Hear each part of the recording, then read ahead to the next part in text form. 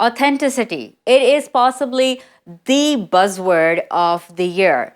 Everyone wants to learn how to be more authentic in their business, but sometimes we go overboard in our desire to be authentic. We start to overshare. And like a typical example of this might be somebody who sort of tweets about their breakfast. Oh, here's what I had. And then here's me taking a shower, and then has to Instagram their lunch. And then that's not, oversharing is not really being authentic.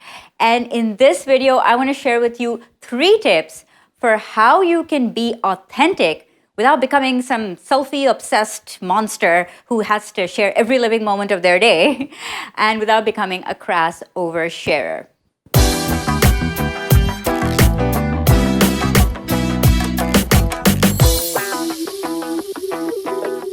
Hi, I'm Salma Jaffrey, and you're watching Content Marketing Tips, the weekly marketing show to watch for non-icky, non-spammy marketing advice that you can use as an entrepreneur.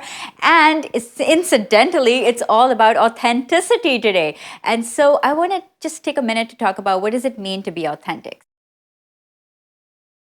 So to me, authenticity is how you present yourself as a whole. Real, raw, unique, you, unfiltered. But it doesn't really mean that you need to share every single detail all the time about yourself or your business.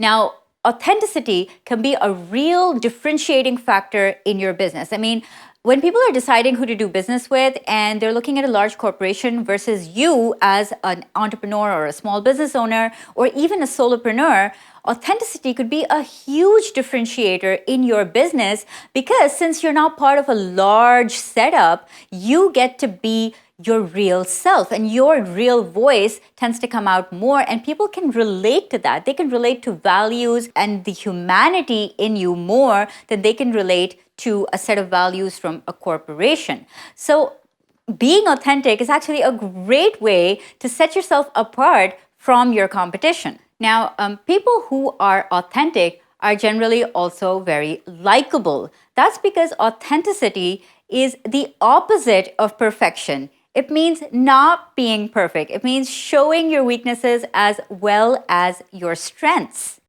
Tweet it out. Authenticity is the opposite of perfection.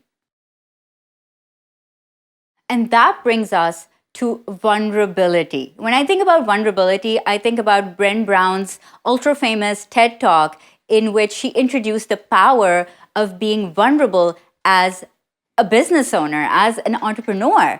And she said in this talk that imperfections are not inadequacies. They are reminders that we're all in this together. Now, most people think that admitting to a weakness or showing signs of weakness is something bad, and that's something that they should hide, but actually is really not. Showing both sides of your personality, your strengths as well as your struggles, makes you a complete human being, and it forms a truer picture of your authentic self. And incidentally, vulnerability and authenticity is where the real growth happens, when you get to admit who you really are and show that to the world. That is real growth.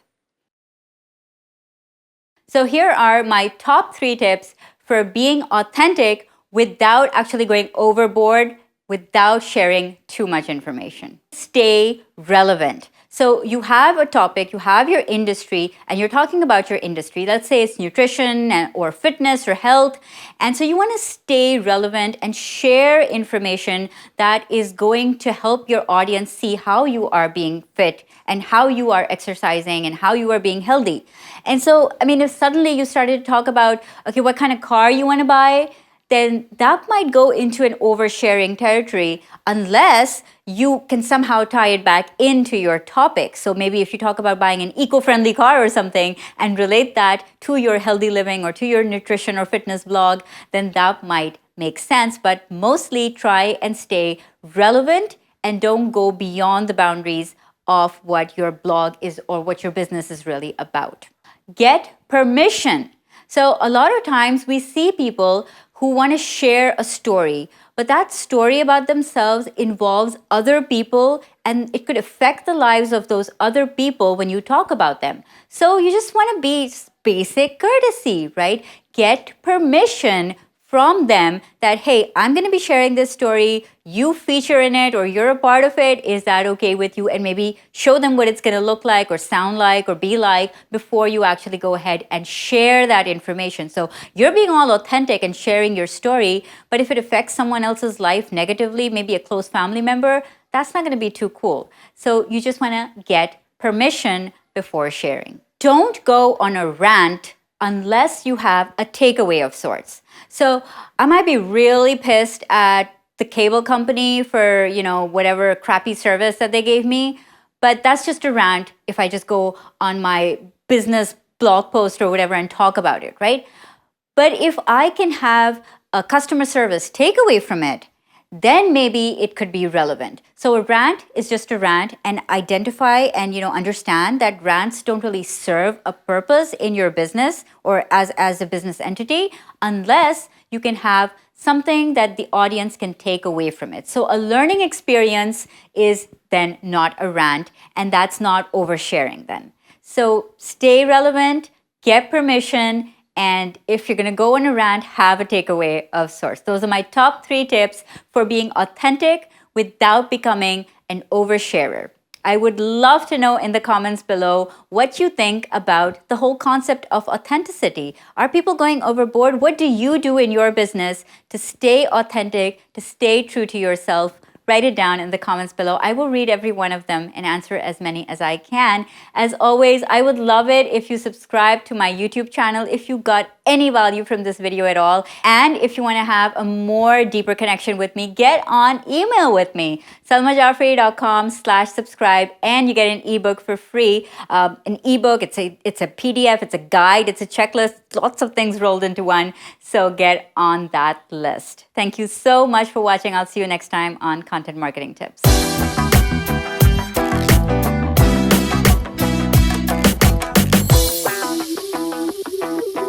Hi, I'm Salma Jaffrey, and you're watching Content Marketing Tips, the weekly content. I can't do it with the phone. Okay. Better? But then I have to do the phone, then turn it on again, then do the whole thing, and then,